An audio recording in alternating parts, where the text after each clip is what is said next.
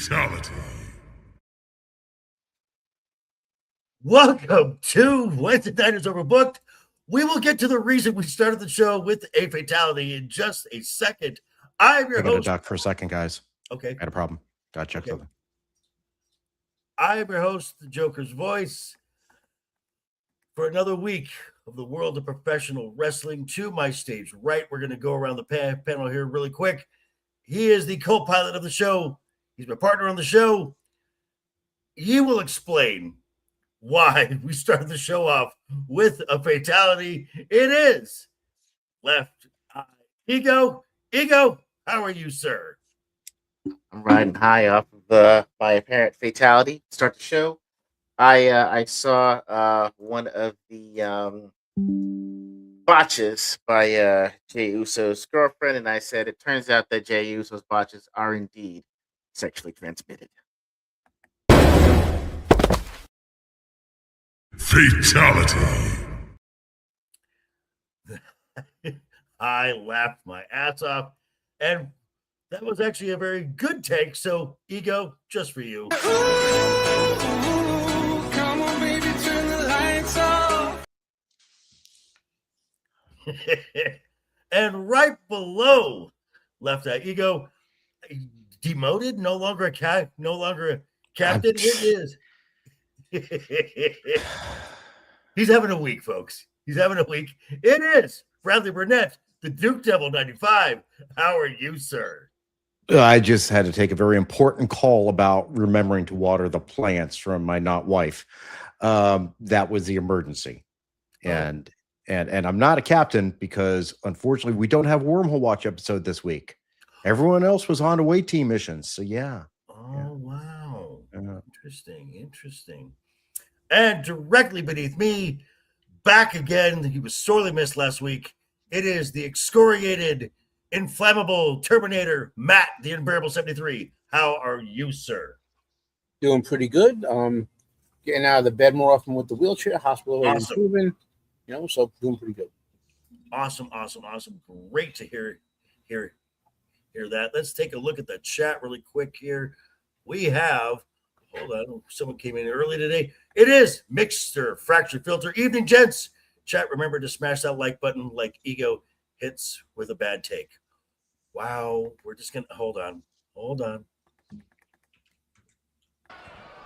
Oh! Fatality. Just for you, Fractured. Just for you. Also, from Huntsville, Alabama, Roll Tide, Keely Chow. Roll Tide. Mr. Tully Television is here. How are you, sir? Glad you are here. Hold on. We're going to hear this. If you haven't already, hit that like button with the Seahawks. Hit the Patriots numerous times in the fourth quarter. Simple. Okay, that's just not good. That's just mean-spirited, sir. Mean-spirited. And yes. What did Ego do to get the fatality right at the beginning? Do you want to say it again, Ego, please? Of course. I saw Jada Parker botch her latest match, and I said it turns out that Jey Uso's botches are indeed sexually transmitted. Wow. Actually, that is pretty good. Yeah.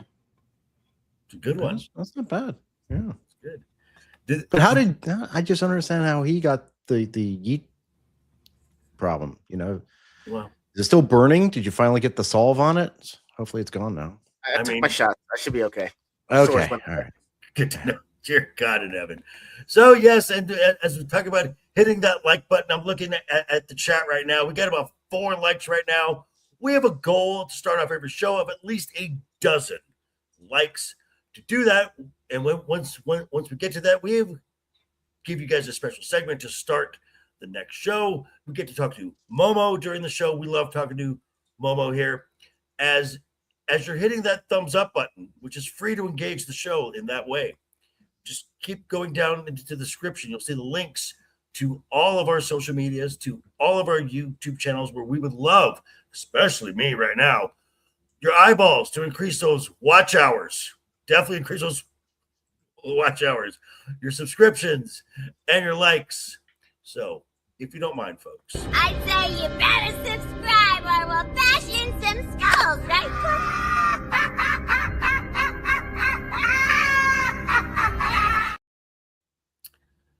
Thank you, Harley. And yes, because we talked to Momo last week, we're starting off with a special segment just for you guys.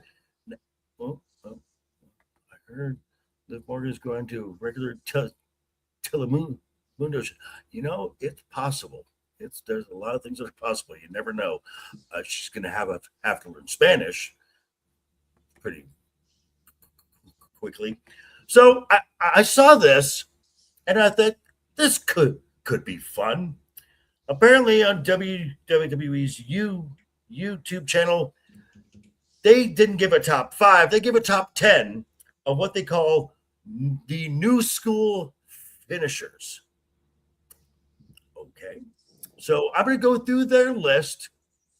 I have some that I'm like, no, they don't belong here. And we will discuss. Now, coming in at number 10, the Vaquer Inferno, which is Stephanie de Vaquera's version of a spiral tap, that corkscrew moonsault. Corkscrew backbreaker, basically.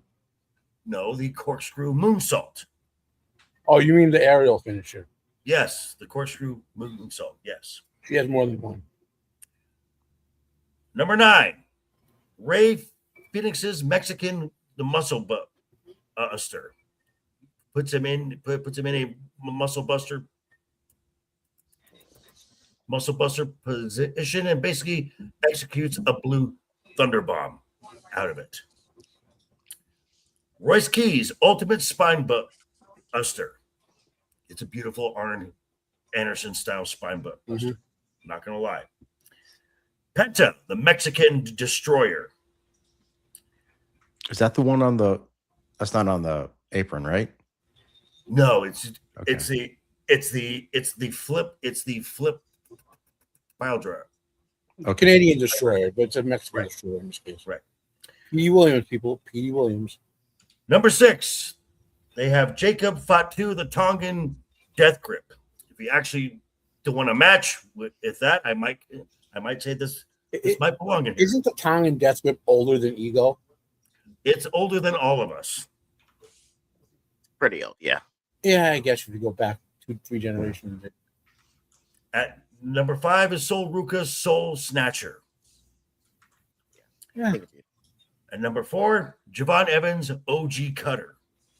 Okay. At number 3, Braun Breaker's Super Spear.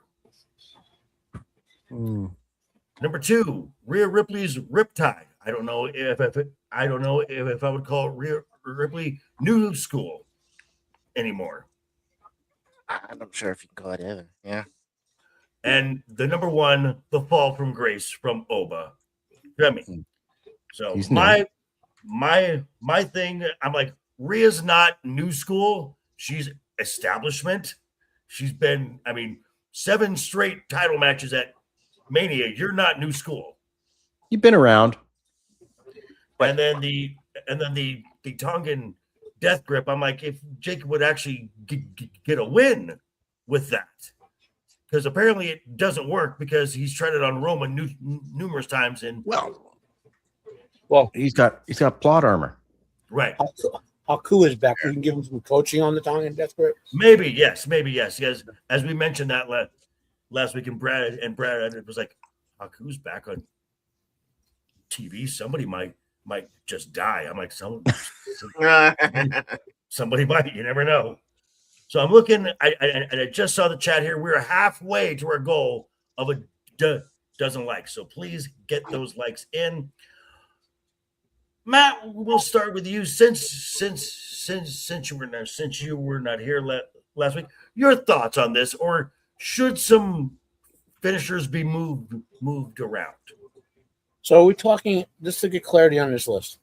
Is this supposed to be a list of the new wrestlers or newer looking finishing moves? This is just what WWE said are the top 10 new school finishing moves. So I'm going to interpret that as, like you said, Rhea's not a new school wrestler. Some of them go up. Sol and Javon Edwards' moves look spectacular. That's the credit to the athleticism. They could probably go higher on that list. To me, of the ones on the list, the Canadian / Mexican / whatever destroyer, if you execute it, is one of the best looking finishes ever. So that could be number one. You know? It's a beautiful move. Yes. Yeah. You know, and I've seen a dude who's 6'5" do that to someone, and like it's safe if you as long as you're not stupid, but it looks cool. You know. Right. So everything on that list, you know, some stuff seems like the tongue and death grip, like you were saying, he's not winning with it. You know, they probably could have that. I mean, they could knock that off the list, but I think Canadian Destroyer / Mexican whatever Destroyer and Sol Ruka and Javon probably the top 3 on that list to me. Okay, Brad, your thoughts? I kind of, yeah. Part of it has just been new people. That's the thing, though, because a lot of the finishers are always derivative, Of something else, right? Right, and brought up to date for whoever is doing it. Sol Ruka, yeah, it looks great, but sometimes it's tough. It's a cutter. That's all it is. It's just a cutter with a front flip to it. And sometimes we've seen it not quite work. You really have to set it up properly. When it does, it looks great. Beautiful. It looks cool. I mean, it's almost cinematic. So if that's and same thing with Javon Evans. You know, it's almost like you're going for the highlight reel more than anything. And maybe I don't know. It's going to sound negative, but maybe that's to match some otherwise deficiencies in wrestling. Or it's just people just don't know how to sell things. Yeah, I'll give Austin Theory and JD McDonough their props. They can sell the hell out of an OG cutter. Like outside of that, it's kind of hard to have anyone else sell it really like them. Selling is a lost skill in professional wrestling. I don't know. I tell you, one of the best selling I've ever seen was Shawn Michaels in the Hulk Hogan match. I mean, that looked devastating. So Weird World Comedy. Ego's favorite wrestler is Adrian Street. He completely identifies with the character. See, what makes that funnier is that Shawn Michaels is an infamous overseller for his Hulk Hogan. Oh, the Hogan match was ridiculous. That was it was comedic. Well, he over the topped it there. Yeah. It's his tribute to Ric Flair, who famously oversells stuff. Yes. Shawn Michaels, that's why he oversells stuff. Oh, like when Rick would like walk all over the place and bounce off the ground and walk again. Yep. All righty. So, Ego, your thoughts on this? They were going new school, but were they like saying strictly WWE and not including like any other? Well, it was on the WWE's YouTube channel, so I don't think they're gonna go with anyone else. I mean, like not AEW. No, not I'm talking like TNA. Like, are you give partnership with kind of TNA, AAA, none of that? Wow, that is wow. Unnecessary. You know what though? But deserving of this.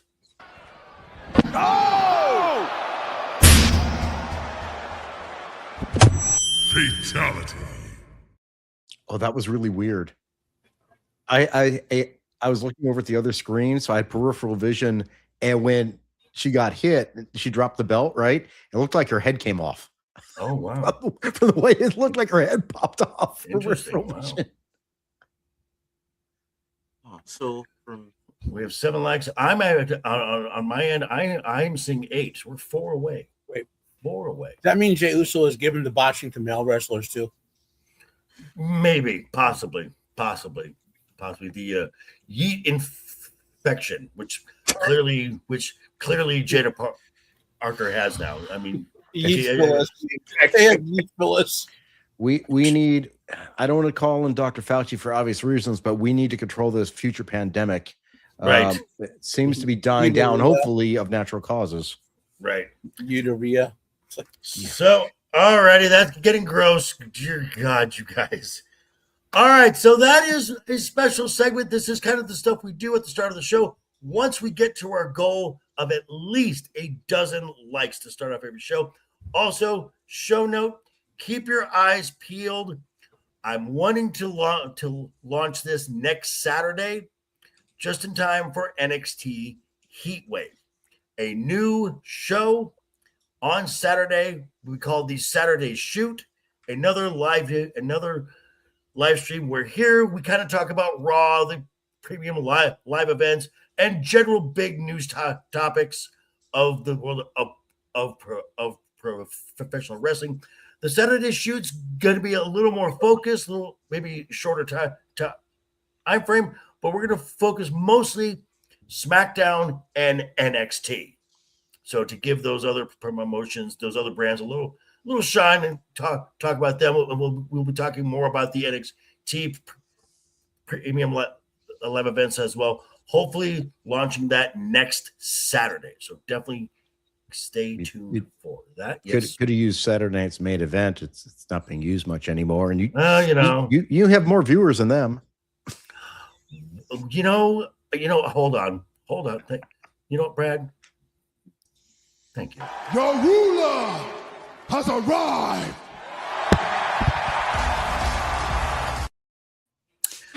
Matter of fact, I'm looking at the chat right now, and I think we have more people here than Cultaholic did at their last live stream.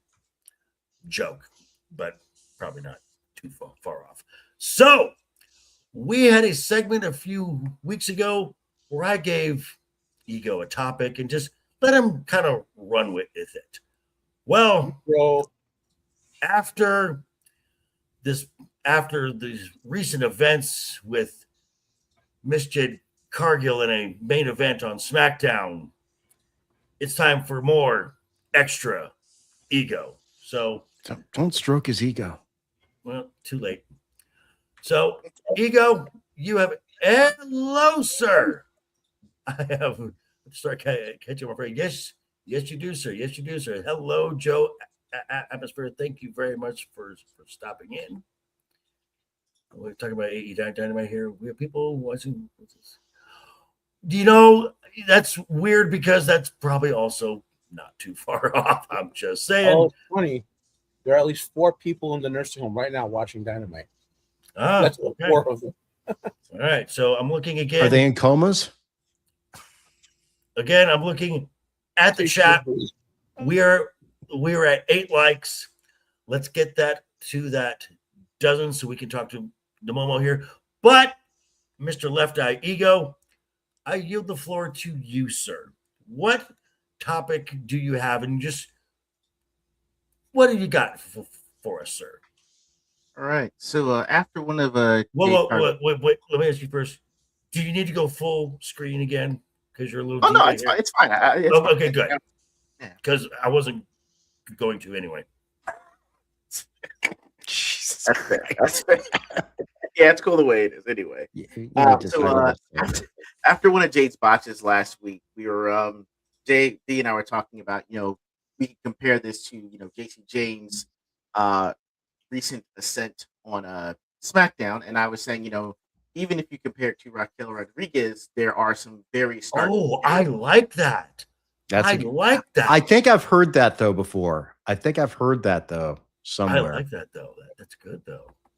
I'm with it. We'll patent it. I'm good.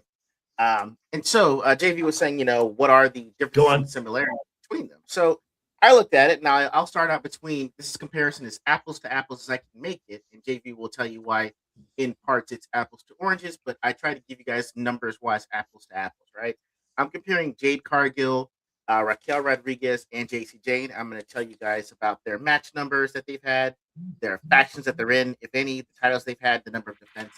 Now, I only count these as singles. I'm not saying that you were paired with anybody. JC Jane, it's going to be kind of hard to do it because she debuted as Fatal Influences and she's only been involved in 10 matches if I include them. So hers are going to be a little bit different. But I'm just going to give you all the numbers on this. Like, since Jade Cargill's debut, January 27th, 2024, she's been involved in 40 matches, right? Her factions are the baddies, make that what you will, as well as with Bianca Belair, which was technically her actual debut after the Rumble 3 months later. She's held the tag team titles twice, and she's been a women's titleist as well. Notable wins have been over Chelsea Green, Naomi, Nia Jax, Roxanne Perez, Asuka, Tiffany Stratton, and Alexa Bliss. I think I can count maybe 2 or 3 actual title defenses on there. But if we look at Raquel Rodriguez, it gets really interesting. since her debut, April 29th of 2022, she's had 66 singles matches. She's been in the Judgment Day. She has the Intercontinental title as of August 14th. And do y'all know who holds the record for the most tag team titles? One with 6. Raquel.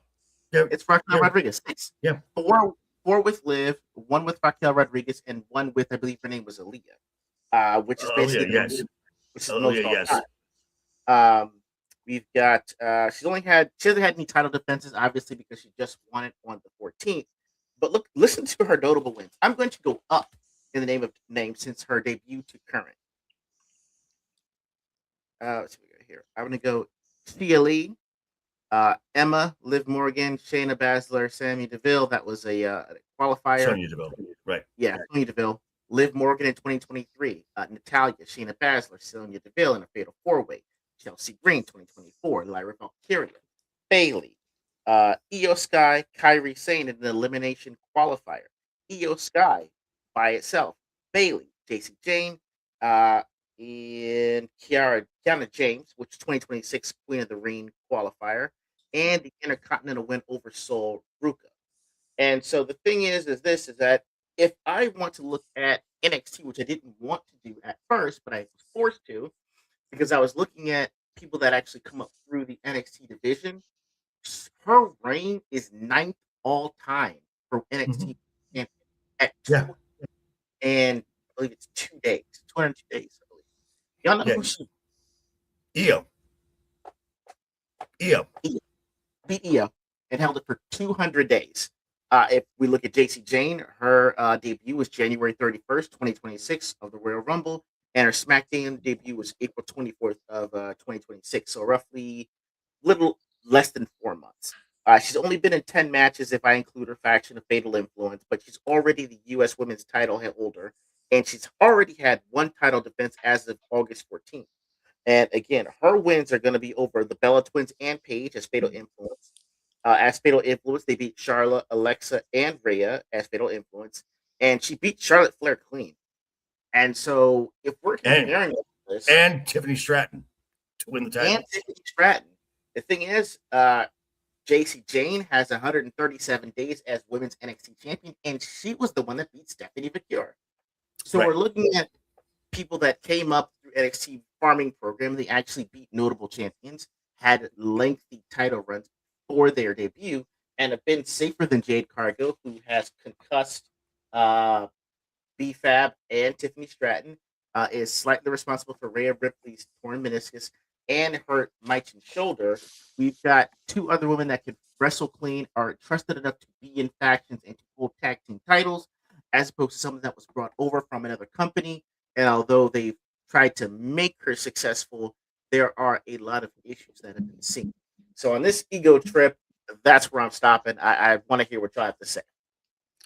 Well, I think my personal take is, I think if WWE is smart, when her contract is up, she is not renewed. Most fans who watched AEW and WWE, who watched both products, already kind of knew what Jade Cargill was coming over. Matt, am I wrong on that? She was a complete waste of money for what WWE wanted.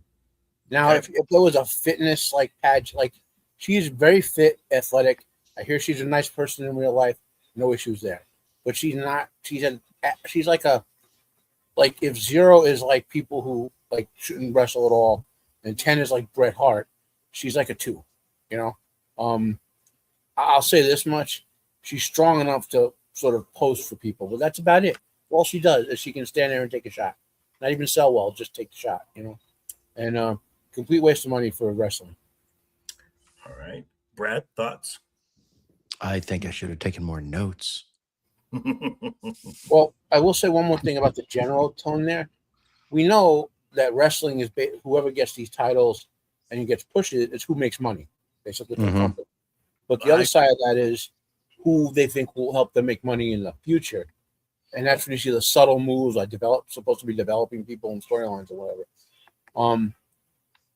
with many of the people you mentioned, and JV, you know this is my ongoing complaint. There's very little mid-card and long-term story development. Correct. And Correct. these people just flounder, like, the whole I challenge you to a match, and they disappear after that. Right. Mm-hmm. So I've also, and we have said this numerous times, when Jade was half of the tag team champions, it wasn't because she was good. It was to hide her. Mm-hmm. Yeah. Bianca Belair, you go watch the matches again. Bianca Belair does 90% of the work. Jade is basically in there for a hot tag to hit some power moves. Tag B back in to finish off the match. She doesn't sell. She still does not sell well enough to make it be believable. She gets lost in her own matches, which is why, even though the heel is generally the one who calls the match in ring, she's never calling a match. Never. Mm. She doesn't know how to do it. She barely knows her own moves. Correct. Hello, Mr. Jacob Ironside. How are you, sir? Because you can play celebrities. You know what, Tully? Tully. Oh! Fatality. Well played, sir. Well played on that one. That was excellent. I'm looking at the chat. I'm seeing 10. 2 away. 2 away. So, we've got some WWE news to talk about here. We're going to kind of go through these topics. A lot of it has to do with the IWC and just some little funny things that I found in one story that's frankly infuriating. Well, this one in particular. Yeah. So I was mentioning this one. We talk about Jacob Fatu, the Samoan werewolf. In an interview, he revealed where the werewolf part of the gimmick came from. Oh, Matt, you are not allowed to answer this. Ego or Brad, any wild guesses on where this came from? I don't know the song Werewolves of London. I actually don't know. I hope it's not any Scooby-Doo kind of thing. I hope it's not Scooby-Doo. wait, before you say JV, ask them where they think it might have come from. Well, that's what I'm saying. That's I mean, I'm thinking like what, an American Werewolf in London, Werewolf in Paris, something like that, like a werewolf. you know what? Ego, you were closer with the Scooby-Doo. Apparently, Jacob Fatu is Team Jacob. It came from Twilight. Of what? Oh, Twilight. no. When JV talked about me before, he asked me where I thought it came from. I'm like, well, the Samoans used to rip stuff apart with their teeth like wild wolves. Yeah. So that's what I thought it came from. So TIA could not beat that information out of me. what do they call the Twilight fans? And I'm not gonna rant Twilight fans. I'm not, because you like what you like, and Twilight is nowhere near as bad as woke garbage. So, That's fine, but it's still a dude liking Twilight. I mean, maybe Jacob should go on a show with Shad Brooks, and they can talk Twilight. I would rather watch Twilight repeatedly than any Star Trek of the last 5 or 6 shows. Grant can't even respond. That's, he knows. He won't admit it, but he can't respond. I don't know. I haven't seen the puppet episode tonight yet, so we'll see. Oh my God. Okay. So, also in the news, the IWC gonna IWC, and I think I got something here.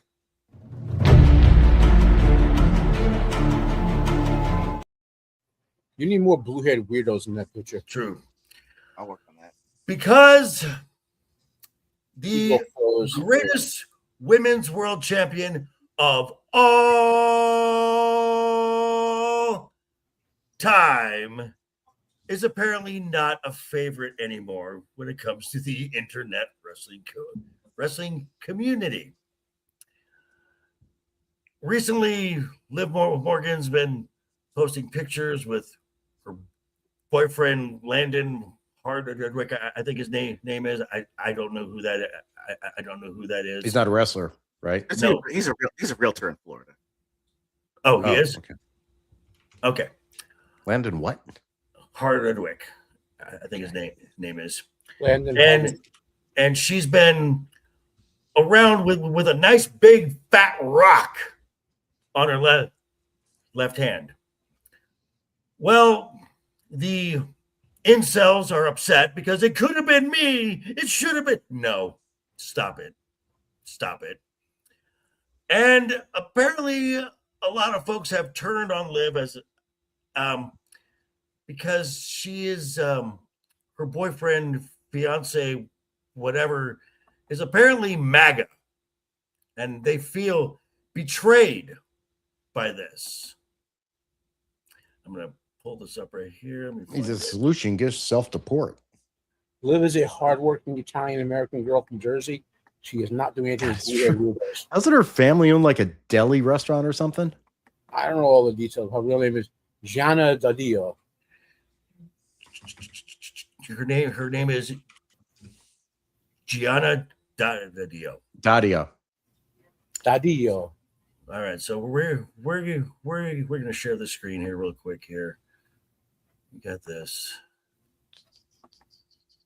And exposing Liv Morgan and her MAGA fiance, Landon Hardwick. Well, look, she's married to a Yahtzee. I know, practically. I'm gonna. Good Well, for don't you, worry. Liv. I'm gonna pull it down real quick. It makes sense. She's blonde and blue eyes. She's perfect for us. right. Exactly. Oh my God, guys, she's betraying Dom. Oh, I know. What? Wait. What? Oh my God! I entirely forgot about. Oh my God! And then there's this as well, where it's crazy to think that this used to be Liv Morgan we knew back then. Now she's doubling down to be engaged to a guy who's MAGA, homophobic, anti-abortionist. I may not be a Liv fan, but I had respect for her outside of wrestling. Now she's lost her morals and her values. I agree with the tolerant left. Yeah, I love how tolerant the left is, except when they're intolerant about the things they don't want to tolerate. It's shockingly amazing how many people who watch a TV show or wrestling or listen to music think their heroes must agree with them. You know what I mean? I mean, I was 2 weeks ago in Vegas, and I saw a lot of people that I like a lot on TV shows. They don't agree with me at all politically, and apparently, Nerdrotic sat through a panel where they were just saying all of MAGA should just be basically bussed into camps or something for re-education. I'm actually booking my seat in preparation for the next Democrat in charge. Nice. I want a window seat. I want a window seat. We'll have to turn all of our Republican royalty checks. So, Ego, thoughts on just the mindless watching these people melt in the real time? Thoughts, sir? It's very weird and parasocial. Move your microphone to your mouth. Sorry. It's very weird and parasocial to me. It's the weirdest thing is wrestling in general is the opposite of who you think would watch it in general, because you think conservatives wouldn't want to see men in skimpy outfits that are extremely oiled up grab and touch other guys. But you're also wondering why liberals would watch it, because it's extremely American when it's on TV. And so when you put the two together, you wind up butting heads about things that do not matter. And if I Liv Morgan's fiance, I have to lock her down even faster than he did. I don't blame him. I salute your choice, sir. I wasn't familiar with your game. It's just that people are very weird. And again, I tried fighting him. I can't find the stuff they're talking about. That's the thing. I think they just said that he's from Florida. It doesn't matter. It's true. like I said, I looked when I tried to find him, and I'm like, dude's a realtor from Florida, and Liv Morgan actually We're sells all that MAGA They down here. probably I- looked up his campaign donations because that's public. Mm. So, Which I mean- also, which I found hilarious, because someone put this again. This is not news. That remember when Mick Foley made it a point that he's no longer going to be associated with the Yep. WWE because of their association with the current administration. So he's going to AEW. Tony Khan's dad was a big contributor to the current administration, dollar-wise. What does Tony Khan have to do with anything? He's not involved in AEW. No, not at all. Shit geek. Also, again, the IWC and the weirdos are trying to point this out as these people have lost their way. You know who Sophie Cunningham is, right? Yeah. Oh yeah. I see you. Well, she's made a statement that's rubbed some people the wrong way, that women should not compete against men. Well, she made a statement and it got liked by some pretty notable WWE folks. Yeah, I can't read it. Well, as Sophie said, I said what I said. This was liked by Dominic Mysterio, the Maurice, the Mrs. Wife, Deanna Purrazzo, Brie Bella, Ray Phoenix, Gail Kim, Megan Morant, and Jada Parker, just to name a few. IWC has lost their damn fucking minds again. well, they've always lost their mind. Like, Well, true. Thoughts? okay, Anything more to add? Okay, Matt, make it quick. it's just quick. What we need to understand about this blue-haired NPC crowd is that they're in their bubble. Most of them never watch professional wrestling or watch the movies they complain about or read the books they complain about. They just want to enforce their way on the world so they can feel that they have a bigger and bigger safe space. And if you let them get away with it, they ruin stuff like we saw with the Marvel movies and so forth. Now people are starting to wise up in some parts, not all parts, and hopefully we'll have less ruination. You know? Yes. Ego, Brad, thoughts?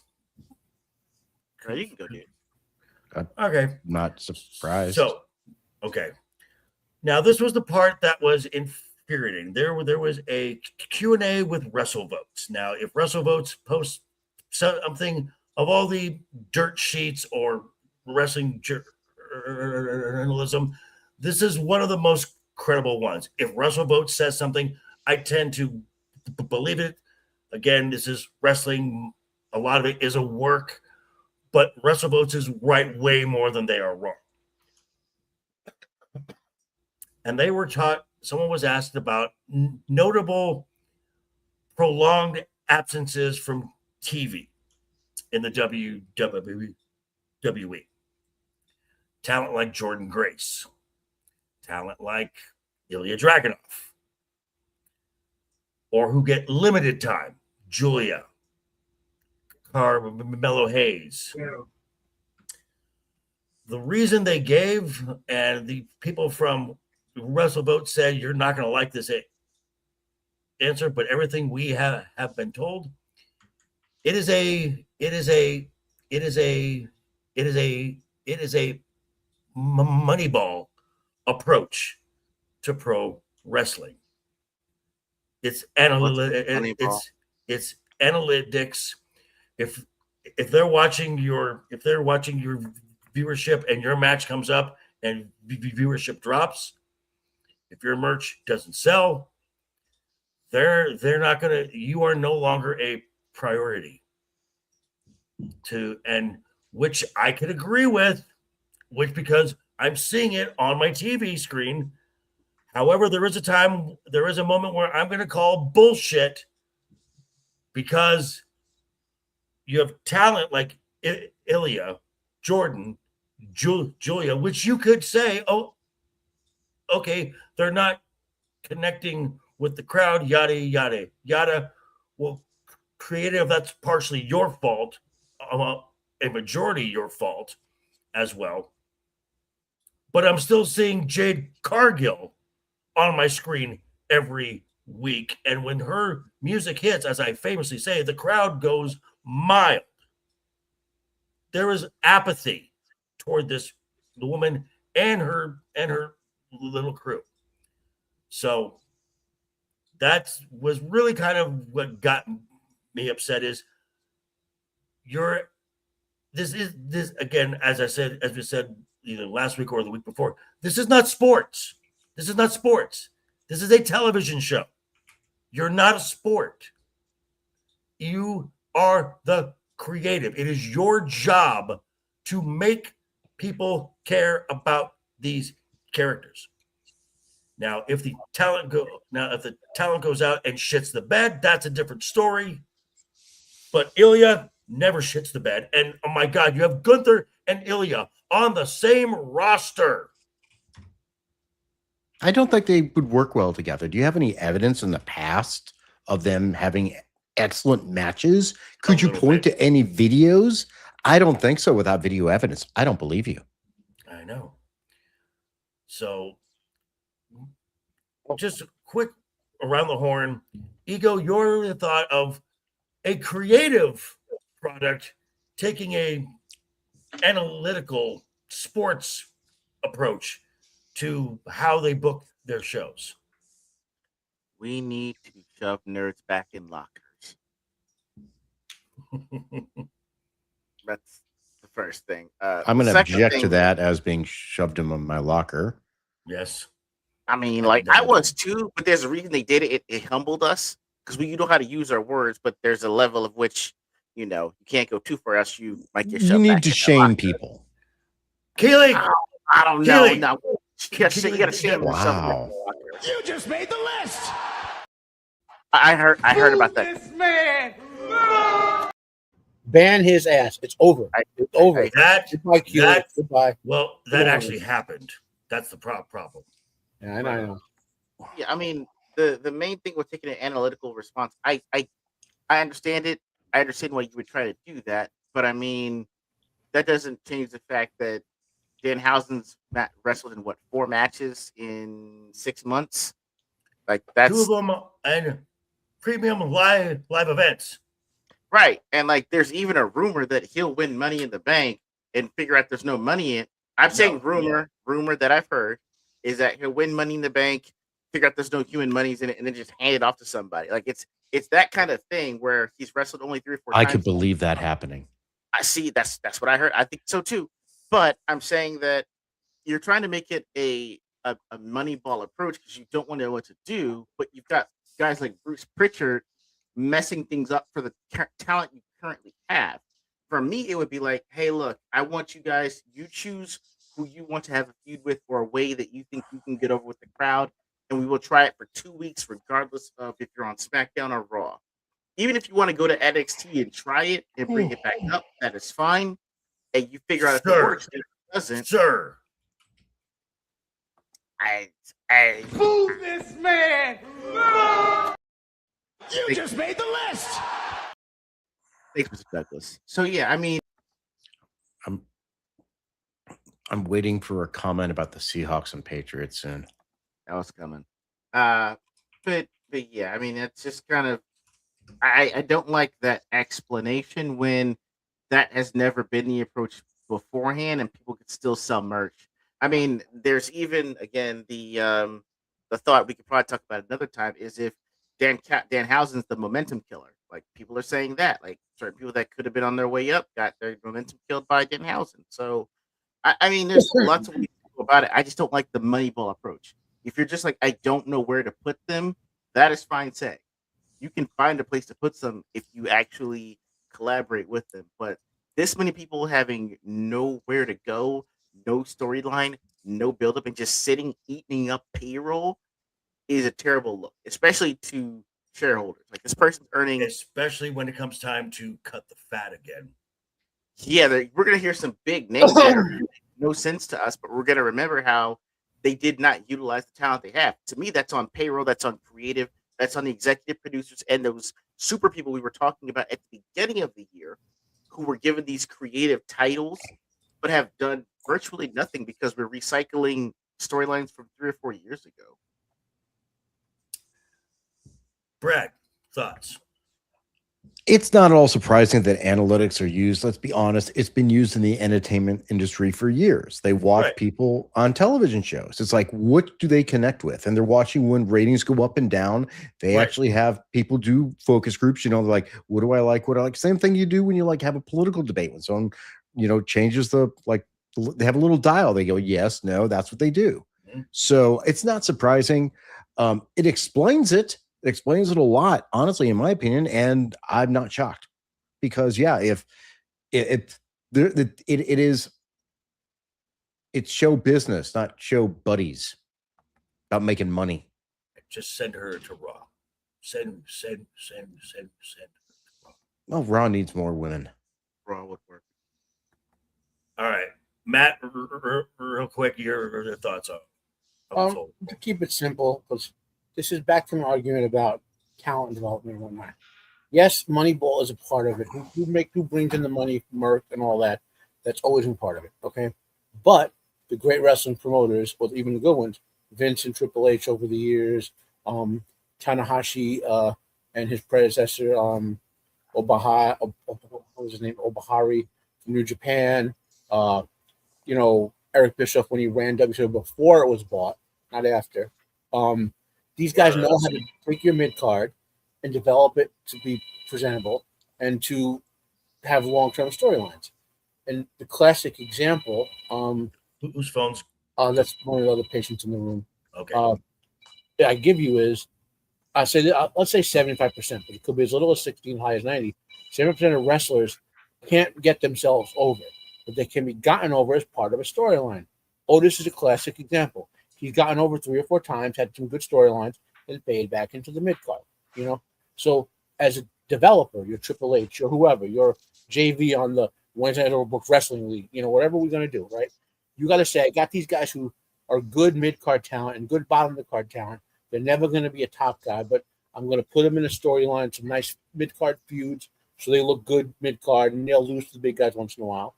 And I'm gonna have that simmering in my league, so I'm helping them make me help them make money. And that's how it works. Instead, you get this garbage, like you were saying before, where they just come out. Well, I said, I'm challenging you to a match. And then it disappeared a week later. Okay. So, another thing that can get, another way to get folks over are factions. And I did a video today because right now in the WWE, there are 6 predominant factions within the WWE. Now, I gave my little ranking and of who I think is the worst and who I think is the first. So I'm just going to go through I'm just going to list. I'm going to give a list and I'm going to ask you guys where you would place them from 1 to 6. Let's start with an easy one. Jade Cargill and the Baddies. Ego, where did they go? 6. Brad? We're doing low numbers. Great. Bad. 7. Oh, wow. Okay. Hang on. Fatality. Matt? Negative 9,000. 1. They're over now. Fatality. I also have them as the worst. And frankly, if those 3 were removed from WWE TV, we would be in a much better place. Just saying. Let's go with another one. Let's go with where would you put the Judgment Day? Now, I'd put them low. Okay, Matt. I can't. Yeah. Current Liv? landscape now. Where would you rank them 1 through 5? 1 through 5. I don't know what else you put on here. Yeah, that's the I'm problem. gonna need the other 4. I need the other 4. They're a 10. Okay. Yeah. Okay. Hang on. Yeah. So the factions are the baddies, Division, Judgment Day, the Bloodline, Fatal Influence, and the recent pairing or grouping Tatum Paxley, Alexa Bliss, Charlotte Flair.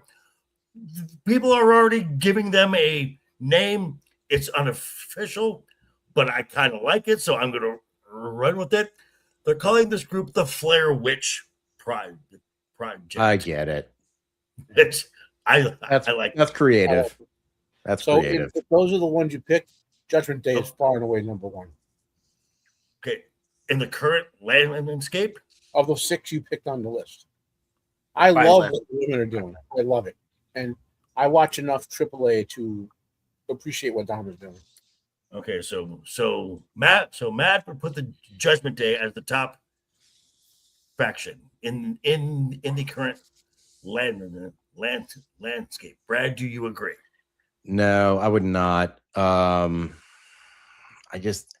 don't think they're much of a faction anymore. That's part of the problem. It's just like a bunch of, honestly, it's just the women hanging out. I don't think you should call them Judgment Day because it's literally Liv, Raquel, and Roxanne, and just JD and Dom are basically just hanging out now. I mean, they've nerfed Dom entirely, and I mean, yeah, JD's your smooth-headed Klingon. So, I mean, just watch Star Trek. It's true. I know. So I would not put him as high. Maybe 4. Keith the Child agrees with you at 4. Also, Tully says at 4. Ego, your thought. You want just number 5? We're going 5 to 4. Or what are we doing here? Where would you place them 1 through 6? Okay. 1 through 6. Okay, cool.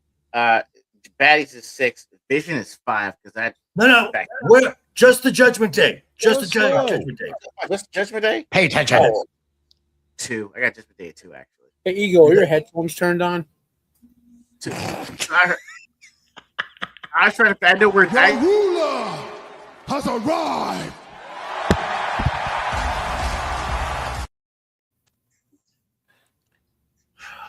He was playing the home game. All right. Anyway, I have Judgment Day at 2. And this is why I also have them as 4th. The Judgment Day used to be a star-making machine. Mm-hmm. Now it is all about Liv Morgan. Even Raquel, who has a title, is a background character. Roxanne and JD are there to eat pins. And dear God, where Dominic was last year compared to where he is now, sorry, the Judgment Day has lost a lot of steam. I have them at number 4. So we'll get this one out of the way since they are just brand spanking new. Where would you put the Flair Witch project? I honestly wouldn't include him. Too new. I can't judge him yet. I mean, the name's cool. Okay. Well, I mean, okay. I just for the sake of our argument, I have them at number 3, simply for the potential story that could be told. Because yeah, that's there, right in the middle. Yeah. Because when we first saw Tatum Paxley arrive, what happened? Alexa Bliss came out, was holding Lily, her little chin thing, pain, the lights go out, and then last week on SmackDown, she's wearing her hair buns again. These are these are all aspects of Dark Alexa. I think this is where the story is being told. I think this is where the story is going. This has me interested. And Tatum Paxley, if you've never watched her character work or anything, she's fun. She's a lot of fun. Has an interesting finisher that she calls Cemetery Drive. It's interesting. So Brad, you're going like not applicable. I'll just put him at 5 right now. Okay. Ego? I've got him at 4. 4. Okay. Matt? The Blair Witch Project, like you said, 3. I mean, a lot of talent in there, very interesting storyline potential. Okay. Let's go with The Bloodline. Where do you put The Bloodline? Ego. I have him at 3, and it's only because of the current storyline that they have going on, which got pretty interesting as of Monday night. Otherwise, I would have had them at like 5. So they're at 3. I like it. That's great. Brad, where would you put the Bloodline? So we got Bloodline, Fatal Influence, and Division left. Division. Okay. I think in that group, I'm going to put them at 2. Okay. Reason being? It's kind of a rerun. But and they're better than the Vision. But you love reruns. I do, but sometimes they're not good. True. I mean, I really like seeing Solo, aka Solo Zane, last night. Which they basically told the Sami Zayn arc in a week. In one day.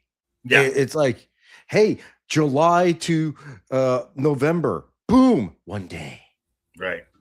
Matt, where would you put The Bloodline? 5.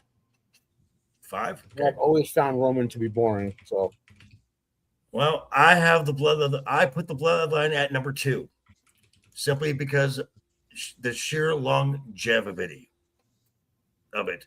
The Bloodline story has lasted longer than the entire Attitude Era. The faction's interesting, I guess. It's just we got to get rid of Roman, and unfortunately, Tully says, "Wow, that the Bloodline's on number 1." I disagree. Wow, because as we have used the TV analogy, yes, they've been rerunning some stories. There've been some bad spinoffs. The MFTs as comes to example. The Jey Uso and the singles wrestler is a bad spinoff of the Bloodline story. But again, they've been around forever, and unfortunately, as long as there are Anoa'is and Maiavias and Fatus in the WWE, Bloodline ain't going anywhere. So that brings our final 2, Fatal Influence. Where would you put the ladies of Fatal Influence, Brad? In my list, I'd put them at number 1 because I have to put the Vision below Bloodline. Okay. The Blair Witch Project. I like that. See, it's catching on, folks. It's great. It's catchy. Ego, where would you put Fatal Influence? Got that at number 1 because everyone's wearing gold right now. I don't know how to fight that. With only being here for 4 months, they've already got tag team and U.S. title gold. I don't see how to fight that. It's a great faction and everyone's winning, so I got them at number 1. Matt, I think I had Judgment Day as 1, and the Blair Witch Project as 3. So Fatal was number 2. Okay. And you guys say I don't like women wrestling. I know. I also have Fatal Influence as right now currently the best faction in WWE. These 3, the women, they got cooled off a bit, but they are hot right now. And again, genuine heel heat. You cannot escape that. That is something that you just have. And now with the women's tag titles, as useless as they are, they're useful in the sense that now you can see Fatal influence on Raw. You could see you could see Fatal influence on NXT. You could see Fatal influence in AAA. And wherever Fallon Henley and Lainey Reed go, JC Jane goes as well. So you've got the ability to intertwine stories around every on-screen product the WWE has with women that are very good at what they do. So that's why I have them number 1. For the Vision, I had them at number 5. They were the second worst action because, frankly, the Vision, it's blind now. There is no vision for the Vision, as the on-screen focus is Maxine Dupree and Austin Theory, and the only true star is Braun Breaker, and he's a background character now. So, in my opinion, Braun Breaker needs to get away from these geeks and get himself, which I believe the storyline that they're telling now, because of his obsession with Oba. Who's the future, Paul? That was fucking hilarious. That was one of the funniest things I've ever seen awesome. in my life. Braun Breaker is gone soon, and this will just become a tag team and no longer a faction. Matt, where would you put the Vision? On my list, they'd be 4, but I could easily swap them with the Bloodline 4 and 5. So, All right, Brad, where would you put it? I think by just process of elimination, when I had left, I had to go to 3. Okay, Although I just don't like them, and I don't like a lot of these factions now. They're just worthless. Ego. All right, I don't mean to play with the toys in this one, but I had them at number 5, just because it's literally just Austin Theory and Maxine Dupree, who's playing a valet at this point. I thought she would wrestle, and she's not. And yeah, that what Keely said. That is my thoughts. That should be his thing. Is that nothing else matters but Obafemi, and in the course of trying to be consoled after something happens, Braun Breaker either walks out of the middle of a tag team match and they drop the tag team titles, or after they lose, he just spears the hell out of Austin Theory and Logan Paul, and then walks off, drops the title on Logan Paul, and walks away. Like it just Like the says, Seahawks dropped the Patriots, right? Right, exactly. You're welcome. Bradley and I deserve a mic drop for what you're about to say on that one. Or basically Pete Carroll dropping the ball to throw on the 2-yard of the line. Just saying. Still too soon. Hold on. I got to address this first. What is everyone's thoughts on Peyton Pax on the main roster forward? She hasn't had a match yet. I mean, she's walking onto the roster. There's no run yet. Right, exactly. She's walking to the ring still. So as far as dropping the ball, that would be Pete Carroll deciding to throw instead of a run with a Marshawn Lynch. Fatality. That one's for me. And then I guess Brad and Ego, you could share this one. Fatality. But we're going to shift over. I've got no segue for this. We're going to shift into the staple of the show.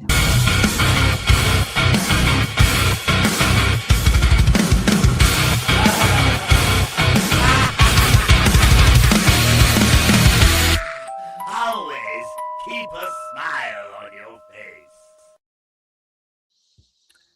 And that is the Wednesday Night's Overbooked Top 5, where we take a wrestling topic. We give our 5 best takes.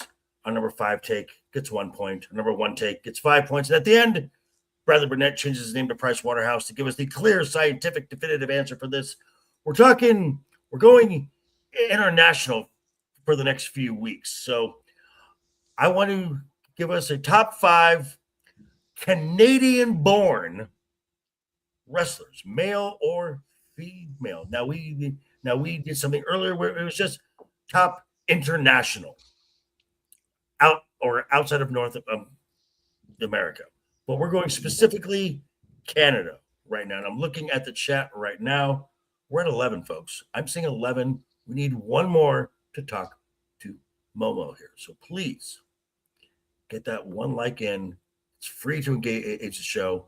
And as you're doing that, look down below in the description, all of our socials, all of our YouTube channels where we want your eyeballs to increase watch hours. We want your subscriptions. We want your likes. So if you don't mind. I'd say you better subscribe or we'll bash in some skulls, right?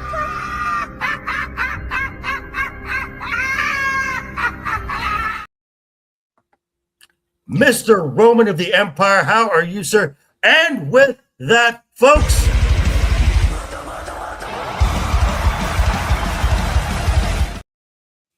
thank you, Roman. Thank you, the Momo. We have time. We're going to readjust the goal again. If we can get to 16, we'll have 2 special segments. But right now, back to the top 5. Mr. Left Eye Ego, who is your number 5 Canadian-born wrestler? Just wanted to double check. Are we doing honorable? If we do an honorable mention now or closer to 1? No, straight up. Okay, cool. No, sir. You were never promised that at all. And thank you. And thank for not showing up in Vegas because I had to order protective detail and it cost Brad a lot of human monies. So, and yes, Momo. For me, at number 5, I got Trish Stratus. Trish Stratus, okay. I give her that. At least for what she did for the game, she was at least a decent wrestler. I missed a lot more of her hype after her singles run, maybe some of the later runs. But I can't deny that she did great, and she's a legend. She can still come back to wrestle and handle things now. So I've got her at number 5. All righty. I'm not mad at that. Brad, your number 5. I'm going to say a name and see if Left Eye Ego knows who it is. Ooh. A name. Roderick Toombs. Mm. That Roddy Piper? Yes, it is Roddy Piper. Cool. Yes. All right. Hot Rod. Yeah, Hot Rod. Actually, billed from Scotland, but actually from Saskatchewan or Saskatchewan or something like that. Saskatchewan, right? Saskatoon, Saskatchewan. Yeah. No, sir. Mainly, and honestly, I really credit more his out of ring work because I feel like that's his main character. Yeah, he worked in ring, but I really felt like his character was outside the ring. He was a talker. He was a great talker. I guess I only saw one part of him. Are we talking like him as more so face or heel for him? He's heel. Didn't matter. Yeah, he pisses everyone off. It's great. He was great. All right, Matt, you're number 5.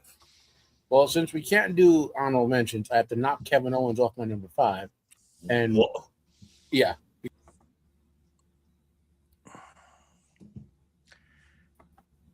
This man has to be on this list while there are no Canadian. Stu Hart is number 5. Has to be. If he's not honorable mention, it has to be in the top 5. That was my honorable mention. That's a good one. Okay. Yeah. All right. A question I want. He's responsible for 15 or 20 great. You know what I mean? Right. Is that I got you. Not around? Does he not count? He's born there, or what are we saying? The cutoff is for that. Take a question. Yeah. Yeah. You have to be born in Canada. Got it. Born in Canada. Got it. All right. Mine, number 5, Brad, I agree. It's the Hot Rod, Roddy Piper. One of just the best talker. Billed as a Scotsman, had no Scottish accent whatsoever.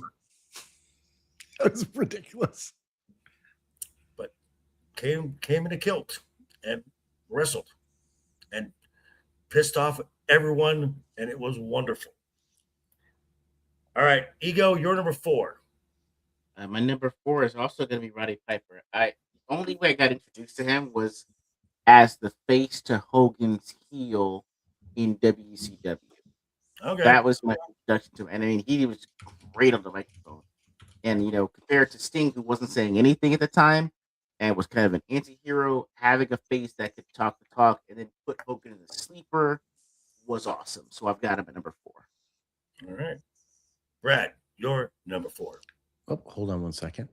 Want to go Kevin Owens?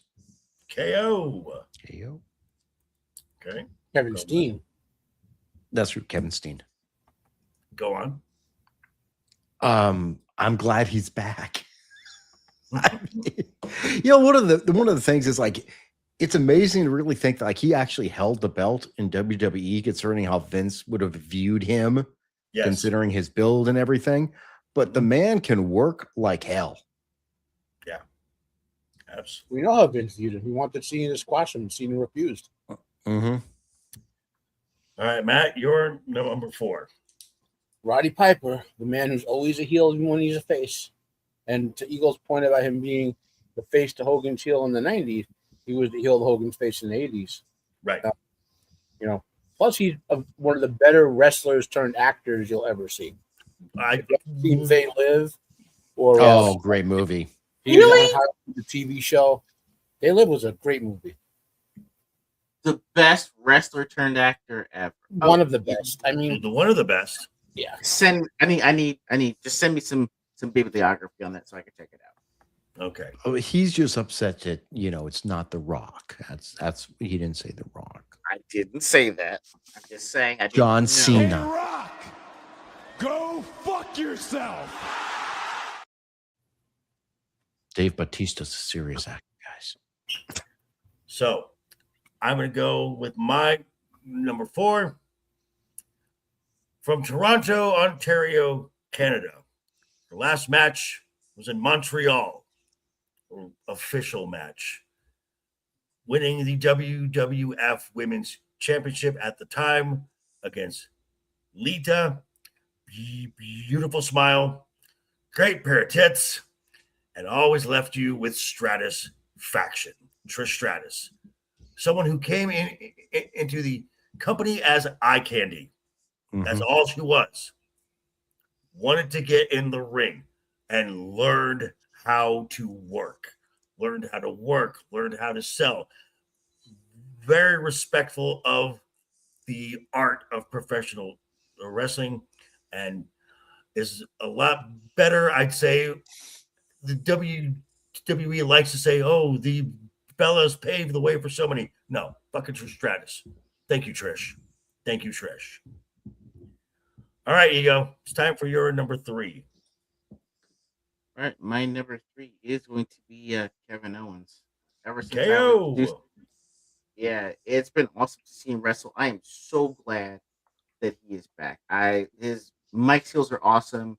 Whether or not he is a face or a heel, he's either someone you're going to want to root for or root against. He kind of does that to you emotionally. And I'm just so excited he's back, and to see his feud with Punk is going to be awesome. So I've got him at number 3.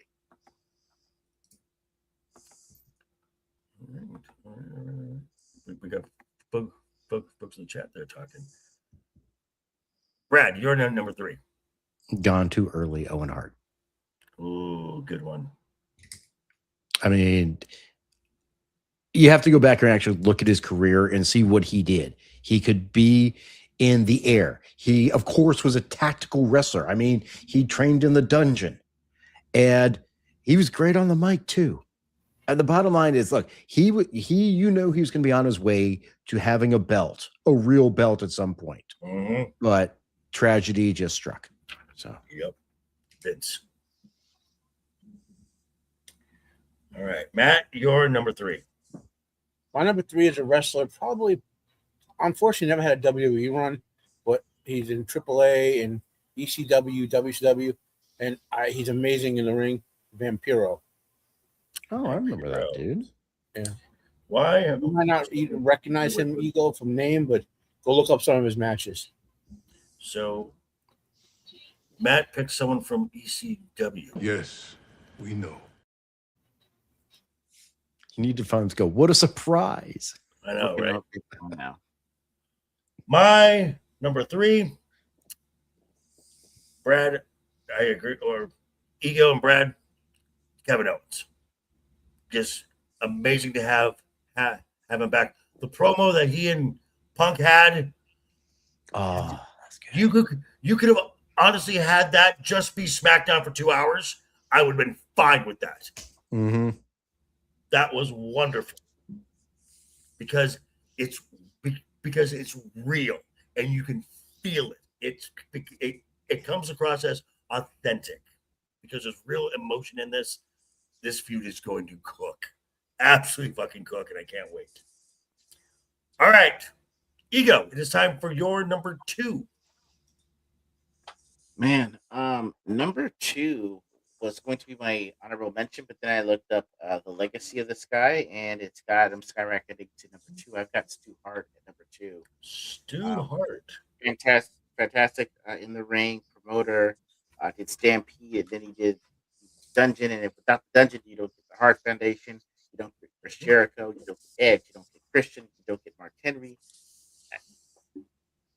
I got him at number 2. It's because of him that we have all those guys. Brad, your number 2. My number 2 was a name that was just included in that list. It is rated R superstar. It is Adam Copeland, Edge. I've always liked Edge. He's like one of my guys that I always really liked. How he came up to begin with is just part of the Brood, and just really didn't have much of a personality. Really, he was just like the part vampire dude in a long coat. And then, of course, after the Brood broke up, and then we got, to see Edge. And then when he went rated R superstar, it's like, dude, this guy's got talent. Not just, he was a talent. We know he's talented in the ring as a tag team. But when he and Christian broke up, makes it sounds like they were dating. Maybe they were at some point. For those with the benefits of flash photography, you're going to get the 15-second pose.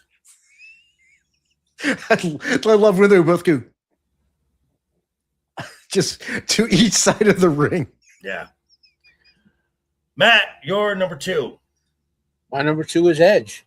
The guy, he is not a strictly speaking high flyer, knew how to work with them. Not strictly speaking a power wrestler. Again, could work with him. He knew how to work all different styles of wrestling. If you go back to, I want to say around 2008-ish, him and Undertaker had this great feud, multiple banger matches, and they could do that because those two guys could put any. He's one of the few guys Undertaker would do the ring dive with. Yeah. Undertaker can do the ring dive like every wrestler. So yeah. Again, Edge number 2. I agree with Matt and Brad. My number 2, also the rated R superstar Edge. The guy could sell a match, didn't need to do much. And when he came back at the Rumble, oh my God.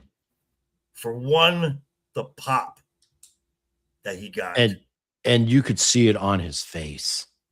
As he just taking it like, yeah. Oh. And one of the best theme songs. One of the best. Oh, I love that theme song. It's awesome. All right. I think we're going to This is going to be a clean sweep. I think this may be a clean sweep at the number 1, Ego. I think this is resting on you. Your number 1 Canadian-born wrestler is? I got Chris Jericho at number 1. He was born in New York. He's doing a funny. He's doing a funny. He's doing a funny. Got it. Okay. Maybe he's going to pick Killer Kowalski. Number 1's Bret Hart, man. The best that ever was, is, or ever will be. I mean, I'm not necessarily the best fan of technical wrestling, but that guy was a tactician in the ring. He had command. He had a great style. He deserved all the accolades, and I really wish he would be able to. He would have been able to wrestle a little bit longer. Had his career. Goldberg. Number 1. Yeah, Bret Hart's number 1. Brad? Excellence of execution. Go on. I mean, it's Bret freaking Hart. Yeah, I mean, I understand including Stu, completely understands including Stu. But for what we've had, God, again, Bret was cut short. He could have got another 5 to 6 years out of his career, but freaking Goldberg didn't know how to be safe. And also just the other thing, of course, is him going to WCW. It's just talent that got suppressed and then taken out. And there was so much talent. Honestly, don't think he was the best on the mic, but what he did, well, it wasn't his strong suit. No, right? He wasn't a talker. I mean, he joked Jericho. Obviously, Jericho's a talker. Edge is a talker. KO is a talker. He wasn't a talker, but he was efficient and sold what he needed to do for his character. Correct. That's important. This is my character. I know how I'm going to play it, and that's going to be it. I'm the hitman. Right. He is a hitman. He's like a silent. He's a silent killer. Right. All right, Matt. Your number one is Bret the Hitman Hart. Since you guys already said everything about him, almost, the only other wrestler of Canadian history who could have been comparable to him, one of them self-terminated. Another one's career died. That's Lance Storm. Correct. Yeah. Lance Storm was fabulous in the ring. Fabulous. But his career ended like 3 years of DCW. I don't know if it was injuries or drugs or whatever, but those are the only two guys in Canadian wrestling history, who I would have said could, if they had the full career, would have compared to Bret Hart. And it's a shame what happened with Goldberg. I was actually reading up on that so people know. Goldberg was like, the knockout shot, but there were other injuries. And we know wrestlers wrestle with injuries all the time. Right.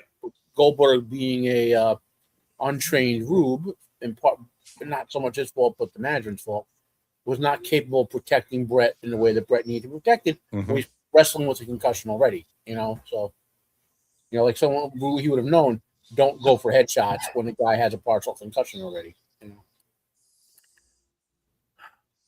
Yeah, it's a clean sweep. It is Bret the Hitman Hart. Iron Man matches, just some of the greatest matches you'll ever see, bell to bell. I go to a match that was about 15 seconds. WrestleMania 6 in Toronto. The Hart Foundation's against the Bolsheviks. When the Bolsheviks are singing the Soviet national anthem, and right before the bell rings, Anvil attacks Volkov, throws him out the ring. They ring the bell. They pick up Nikolai Kozlov. Heart attack. Bret covers as the ref is counting. Bret goes 1, 2, and then spikes the camera. 3, puts it right at the camera. Hops up. Bret Hart made it cool to wear pink in the 80s. Well, yeah, ego. Yeah, just never mind. But yes, Bret Hart is the greatest Canadian-born wrestler of all time. I don't think we need to worry about number one, but number two, and I think we have a clear number 3 as well. While you guys are tabulating, for ego, if you want 2 great Bret Hart matches, his first W title win against Ric Flair in was it 91 or something like that? And then go back to 85 or 86. Ricky Steamboat and Ricky and Bret Hart had a great match in the mid 80s. I believe it's on one of the. I think it's on WWE Archive if it's not like on radio show. So there's 2 great matches for you. 86 for the Steamboat one. I believe it's 85 or 86. Got it. Or basically watch any SummerSlam match from that time frame.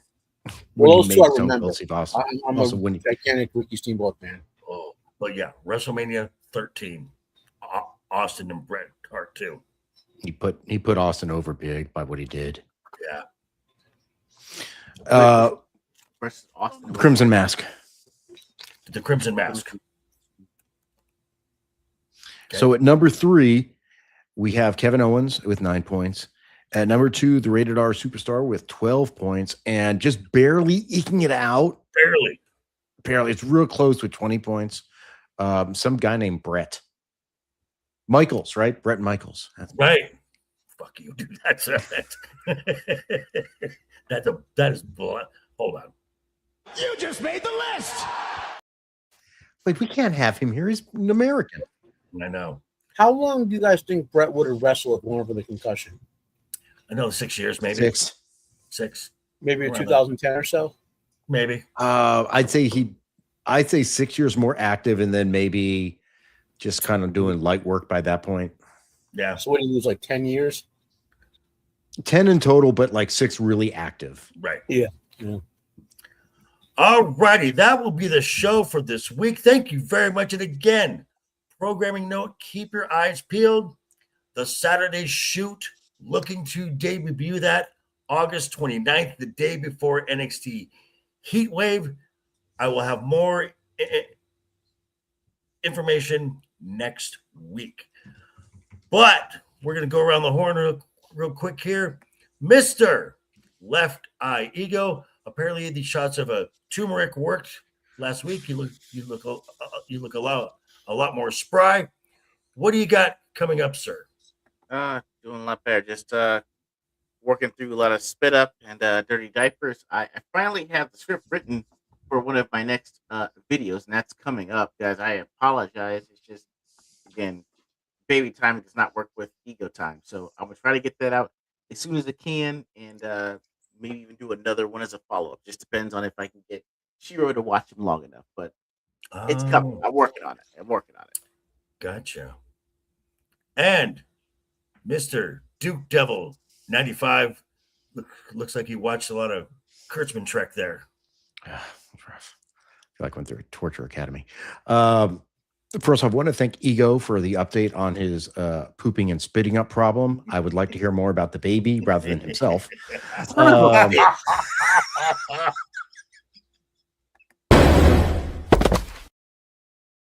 Fatality. You just like set it up, dude. I'm sorry. I can't not take the shot. I would feel bad. Right. Coming up on my channel, we will be having a Wormhole Watch come back. Next week, we'll be watching Sunday night, an episode called Starship Down. And I believe Jed will be joining us. That'll be cool. And I'm putting up right now my review of last week's episode of Black and White Star Trek. Does Casablanca and butchers John Colicos's core. And then I'm going to go watch the Muppets take the stage on the Starship Enterprise. Fun. We got to drink more. And back this week, the excoriated, inflammable Terminator. Matt, what do you have coming up, sir? Online, the only major thing I have coming up is obviously next week on Wednesday night Overbooked. And as far as a brief health update, I am getting more mobile. I should be in the wheelchair 3 times a week. And that's the next step towards getting walking again and so forth. So, and getting out of here. Yes. And in 2 weeks, September, I believe September 3rd, you will also find Matt and I back with Roman of the Empire. And I think Matt may be one of the other voices on coming up on the Saturday shoot. I believe. Oh, do we have the official announcement? Did we do that today or not yet? I will have more of it next week. I'm going to talk to a few folks still, get some timing down. Shh, that was a spoiler, guys. A spoiler. Right. Yeah. So as for myself, we didn't tell Ego yet. Ego doesn't know. No, he knows nothing about this. As he muted the chat. He muted the DMs as he's making the montage as we speak on it. So Ego's headset clearly doesn't work, so he probably didn't hear. That's probably true as well. All righty, but that will do it for us this week. Thank you so much. I will be dropping video shorts, not my shorts, Roman, over the weekend from this show. Back at it next week with another edition of Wednesday Night is Overbooked. But until then, thank you everyone who showed up. Have a great rest of your week. Keep talking. Keep smiling. Till next time. Toodles! Take care and always have fun. Here we go.